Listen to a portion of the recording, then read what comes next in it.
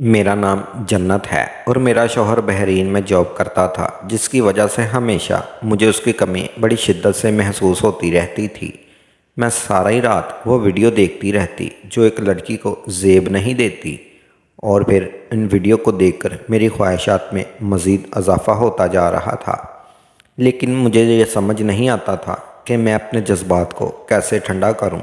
फिर मेरा ध्यान अपने 19 साला जवान देवर की तरफ गया, जो कि एक नहायत खूबसूरत और जवान लड़का था। वैसे तो उसकी उम्र 19 साल थी, लेकिन वो ज़ाहरी तौर पर 24 या 25 साल का भरपूर जवान लगता था, क्योंकि उसने अपनी जिस्मानी साख्त को बहुत मजबूत बना रखा था। मैंने सोचा कि अगर मेरा शौहर मौजूद नहीं है तो क्यों ना मैं इससे ही अपने अधूरे काम मुकम्मल कर लूं, क्योंकि मेरी भी कुछ ख्वाहिशात थी जो शौहर की गैर मौजूदगी में पूरी नहीं हो पा रही थी। मैं हर रात बड़ी बेचैनी से गुजारती थी। खैर, फिर एक दिन बेकाबू होकर मैंने देवर को मुख्तलिफ बहानों से अपने कमरे में बुलाया, और उससे कबल मैंने इंतहाई खूबसूरत लिबास पहना और अपने बेड पर बैठ गई। और जब देवर कमरे में आया तो मुझे देखकर वो मुस्कुराया और बोला, भाभी प्लीज़ अब मुझे खुलकर बताएं कि आपको मुझसे क्या काम है, क्योंकि मैं आपका हुक्म मानने के लिए बेचैन हूँ। इसकी बातें सुनकर मुझे हैरत और खुशी हुई कि मैं कितनी बेवकूफ़ थी कि अपने देवर को आज तक समझ नहीं सकी और इससे शर्म महसूस करती रही। फिर मैंने कहा कि देवर जी, ठीक है, तुम फ़ौरन से वो दरवाज़ा बंद करके आ जाओ, फिर मैं तुझे काम भी बताती हूँ। खैर, फिर मेरे देवर ने जल्दी से वो दरवाज़ा लॉक किया और पलक झपकते ही मुझे बड़ी शिद्दत से मेरी शादी को अभी सिर्फ एक महीना ही हुआ था कि मेरे शौहर ने बहरीन जाने की तैयारी कर ली। बहुत सी रुकावटों के बावजूद मैं अपने आंसू रोकने में नाकाम रही। मेरे ख्वाब अभी अधूरे थे और मैंने अपने शौहर की मौजूदगी को सही मायनों में महसूस भी नहीं किया था। मेरी शादी 27 साल की उम्र में हुई थी। हालांकि बचपन ही मेरे दिल में शादी करने का शदीद ख्वाहिश पैदा हो गई थी। शादी से पहले ही मैं सारा दिन मायूसी से कपड़ों की सिलाई कढ़ाई का काम करती रहती थी, और मज़ीद इन लड़कियों में शामिल हो चुकी थी जो कम उम्री में ही गैर अखलाकी वीडियो देखने की आदी हो जाती हैं। स्कूल और कॉलेज में लड़कियां मजाक में ऐसी वीडियो दिखाती थीं, लेकिन उनको देखने के बाद मेरे लिए ख़ुद को काबू में रखना मुश्किल हो जाता था, जिसकी वजह से मेरे दिल में शादी की ख्वाहिश मज़ीद बढ़ती चली गई। खूबसूरती के लिहाज से मैं बस आम सी लड़की थी, इसलिए जब भी मेरे लिए कोई रिश्ता आता तो वो नापसंदगी का इजहार करके वापस चले जाते, और हर बार मेरा दिल टूट कर रेजा रेजा हो जाता। जैसे जैसे मेरे दिल में शादी की ख्वाहिश बढ़ती गई, वैसे वैसे मेरी शादी भी तखीर होती चली गई। काफ़ी तलाश के बाद आखिरकार एक रिश्ता मिल ही गया, और इस रिश्ते के मैंने बगैर कोई तखीर किए फ़ौरन हाँ कर दी। लड़के वाले वालिदैन की शादी थोड़ी जल्दी थी, और मुझे तो इससे भी कहीं ज़्यादा थी, क्योंकि अब मुझसे मज़ीद सब्र बाकी नहीं था। लिहाजा मेरी शादी एक महीने के अंदर ही हो गई। अपने शौहर को पाकर मैं बेहद खुश थी, मगर बदकिस्मती से मेरी ये खुश बहुत आर्जी साबित हुई, क्योंकि शादी के चंद दिन बाद जब मुझे पता चला कि मेरे शौहर बहरीन में नौकरी करते हैं, वो वहाँ प्लम्बर हैं और उन्हें ज़्यादा छुट्टियाँ नहीं मिलती, जब मुझे मालूम हुआ कि वो एक महीने बाद दोबारा बहरीन चले जाएंगे, तो मैं परेशानी में डूबकर बेसाख्ता रोने लगी। मैंने कहा, यह क्या बात हुई? अगर आपने बहरीन में ही रहना था तो मुझसे शादी क्यों की? मेरे शौहर ने जवाब दिया कि इनके बहन भाई भी छोटे हैं, और जब तक इनका कोई भाई पढ़ लिख कर काम शुरू नहीं करता, घर के अखराजात का बोझ इन्हीं पर है। उन्होंने बताया कि वो वहाँ रहकर प्लम्बरी का काम करते थे, मगर इतनी उजरत नहीं मिलती थी कि घर का खर्च आसानी से चल सके, इसलिए इन्हें बहरीन जाना पड़ा। उन्होंने मज़ीद कहा कि वहाँ अब कमाई इतनी करते हैं कि घर में माली मुश्किलात पेश नहीं आती। बस मेरे लिए इतना काफ़ी है कि अल्लाह ने मुझे तंग दस्ती से बचाया हुआ है, क्योंकि जितनी गुर्बत अपने माजी में देख चुका हूँ, इसको सोचकर तो मेरा एक मिनट के लिए भी पाकिस्तान आने को दिल नहीं करता। यूँ समझ लो कि मेरा माजी मेरे लिए एक डरावना ख्वाब था। फिर मैंने मज़ीद शौहर से कहा कि अगर आप इधर ज़्यादा दिन नहीं रुक सकते तो फिर प्लीज़ आप मुझे भी अपने साथ ले जाएं। मेरा यहाँ आपके बगैर गुजारा नहीं होगा, کیونکہ میں آپ کی محبت کی عادی ہو چکی ہوں۔ اس پر انہوں نے جواب دیا کہ یہ اتنا آسان نہیں ہے، کیونکہ وہاں پر کوئی ذاتی مکان نہیں ہے۔ میں خود کرائے کے کمرے میں رہتا ہوں، اور کمرے کا کرایہ بھی بہت زیادہ ہے، اور کمرہ بھی ایسا ہے کہ وہاں 10 لوگ ایک ہی کمرے میں گزارا کرتے ہیں۔ تب جا کر ہمیں اپنی تنخواہ میں سے کچھ بچت ہوتی ہے۔ پھر انہوں نے کہا کہ وہ سال میں ایک بار ہی آتے ہیں، اور وہ بھی صرف 1 مہینے کے لیے۔ یہ سن کر مجھے شدید افسوس ہوا، اور میں اس کنواری شادی پر بھی غصہ آنے لگا۔ میری شادی سادگی سے ہوئی، اور جو خواب میں نے دیکھے تھے وہ بالکل ادھورے رہ گئے، لیکن میں نے پھر بھی صبر کر لیا۔ میرے شوہر کی شخصیت کافی سنجیدہ تھی۔ نہ تو انہوں نے کبھی مجھ سے محبت بھری باتیں کی، اور نہ ہی اس نے کبھی اپنی مشکلات کا میرے سامنے ذکر کیا۔ میں ان سب باتوں پر بھی صبر کا دامن تھامے رکھا۔ میرے شوہر نے مجھ سے شادی اپنے گھر والوں کی خواہش پر کی تھی، تاکہ وہ گھر کے کام کروا سکے۔ میرے رونے اور ناراض ہونے کے باوجود اس پر کوئی اثر نہیں ہوا، اور وہ بحرین چلا گیا۔ شادی کر کے بھی میں پہلے کی طرح تنہا ہی رہ گئی۔ اس پریشانی میں رات پر مجھے نیند نہیں آتی تھی، اور شوہر کے ساتھ گزرے ہوئے لمحے بڑی شدت سے مجھے یاد آنے لگے۔ اور پھر مزید ستم ظرفی یہ تھی کہ سارا دن گزر جاتا، لیکن میرے شوہر کا مجھ سے کوئی رابطہ نہیں ہوتا۔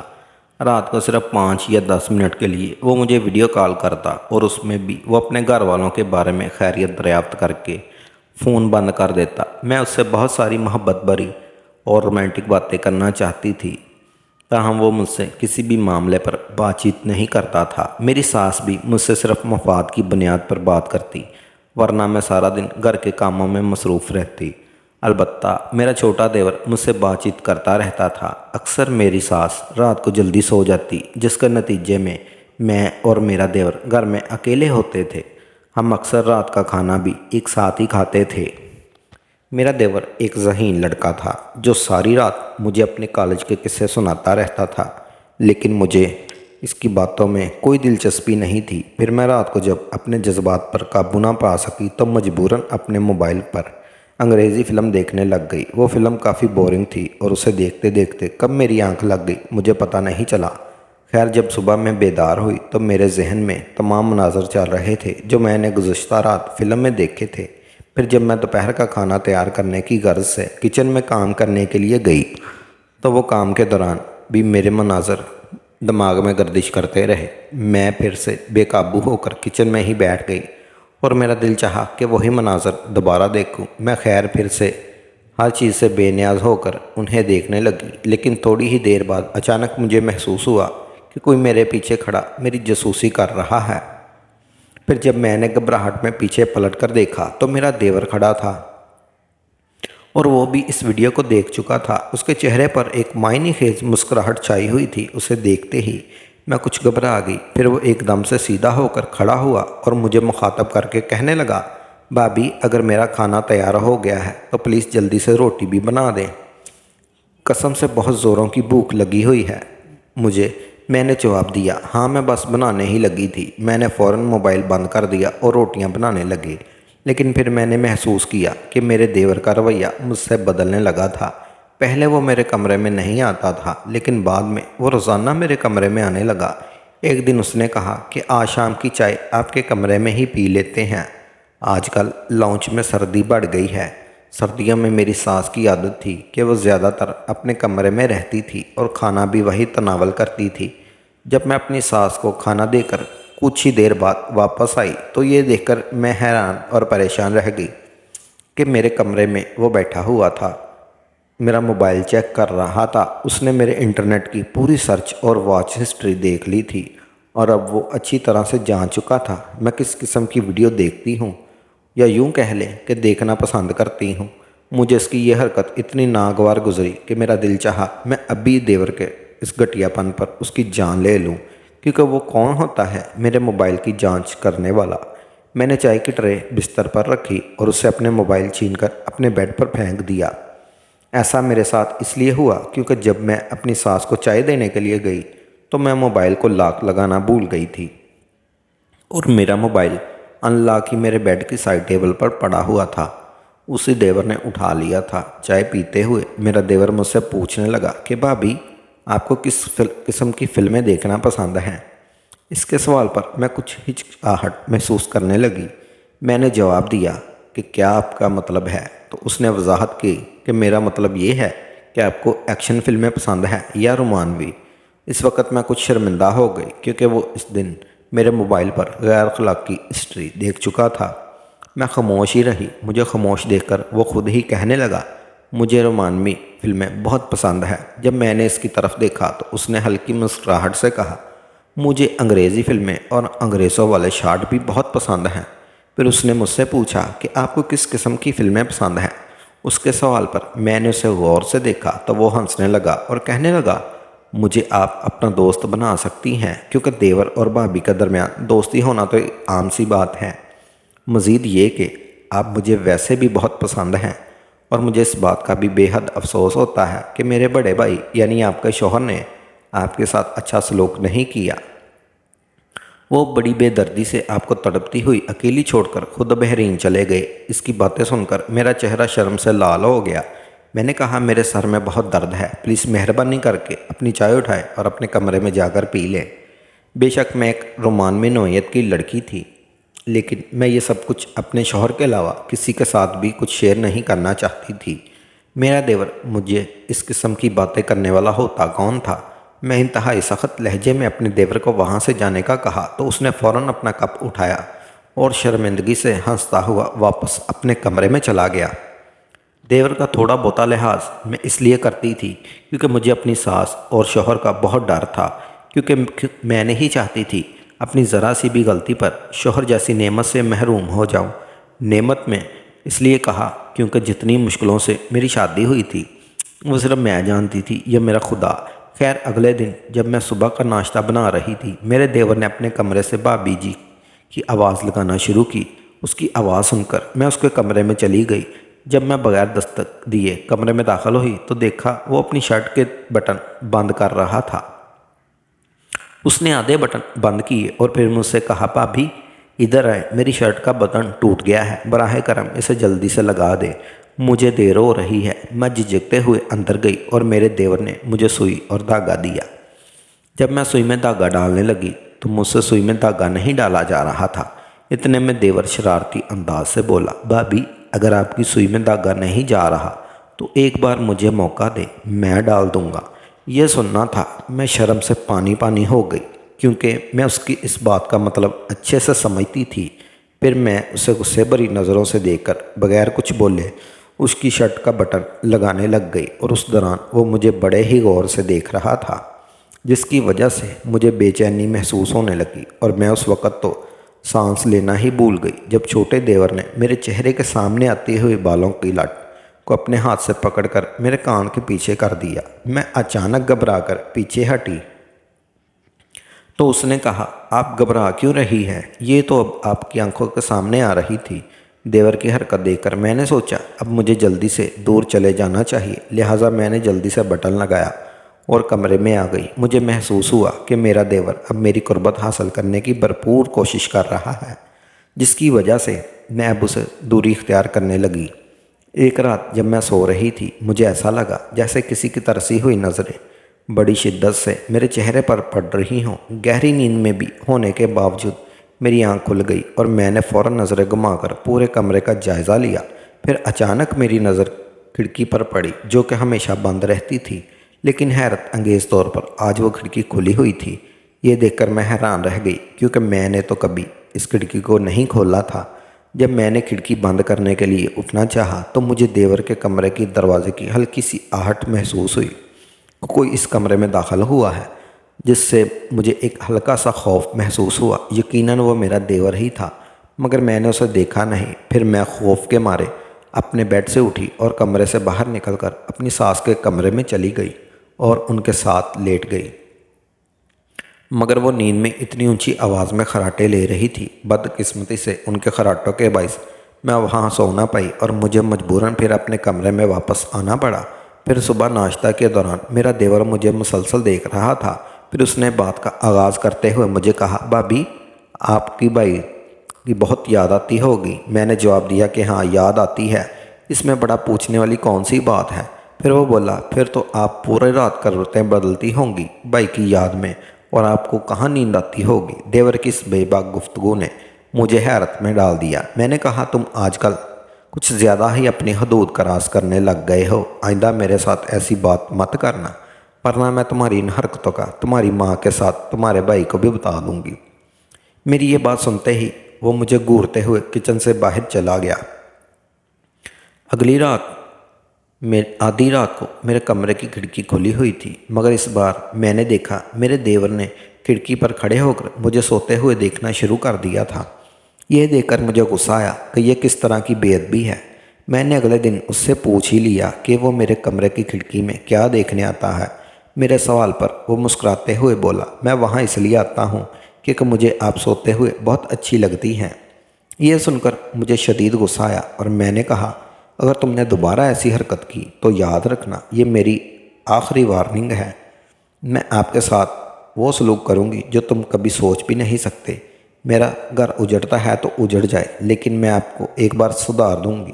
اب تیرے لیے اچھا یہی ہوگا کہ تم فوراً اسی وقت میری نظروں سے دور ہو جاؤ۔ میری بات سن کر وہ غصے میں آ کر گھر سے ہی باہر چلا گیا۔ پھر ٹھیک ایک ہفتے بعد جب رات کو میں گہری نیند سو رہی تھی تو آج بھی مجھے اچانک محسوس ہوا کہ کوئی میرے ساتھ لیٹا ہوا ہے۔ جب میں نے چونک کر دیکھا تو میں نے اپنے بے حد دیور کو خود اپنے بہت قریب پایا، جس کی وجہ سے میں شدید گھبراہٹ کے عالم میں غصے سے پاگل ہو گئی۔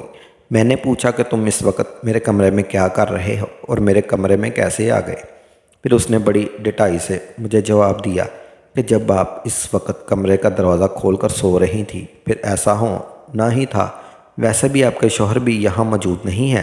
میں نے سوچا کہ پتہ نہیں آپ کی طلب کتنی بڑھ چکی ہے جو آپ نے اس وقت کمرے کا دروازہ کھول رکھا ہے۔ اس کی یہ بے باک گفتگو نے میرے رونگٹے کھڑے کر دیے۔ پھر میں نے سوچا کہ آج اس کی خیر نہیں، یا میں رہوں گی یا یہ۔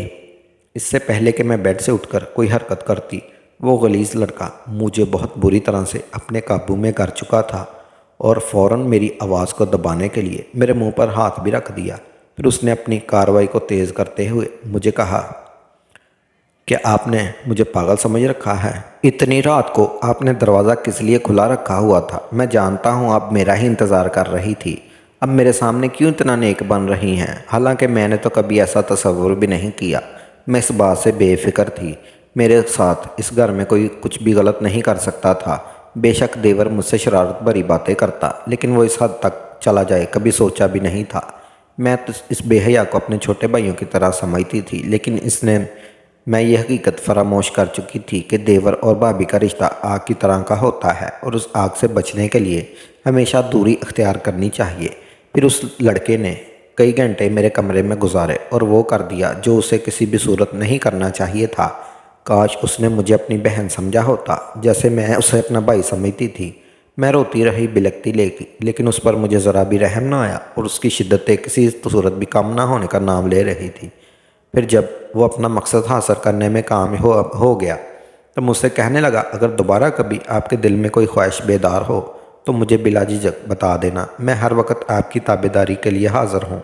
میں نے جواب دیا کہ تم میرے ساتھ ظلم کیا ہے اور دیکھنا اس ظلم کے بدلے میرا خدا تجھے برباد کر دے گا۔ اس نے کہا، جس نوعیت کی فلمیں اور ویڈیو تم دیکھتی ہو ذرا اس کے بارے میں تو بتاؤ، وہ سب کیا تھا؟ اپنی آنکھوں سے غلط اور گناہ کا کام تم بھی تو کرتی تھی، اگر آج میں نے کر لیا تو کیا غلط ہو گیا؟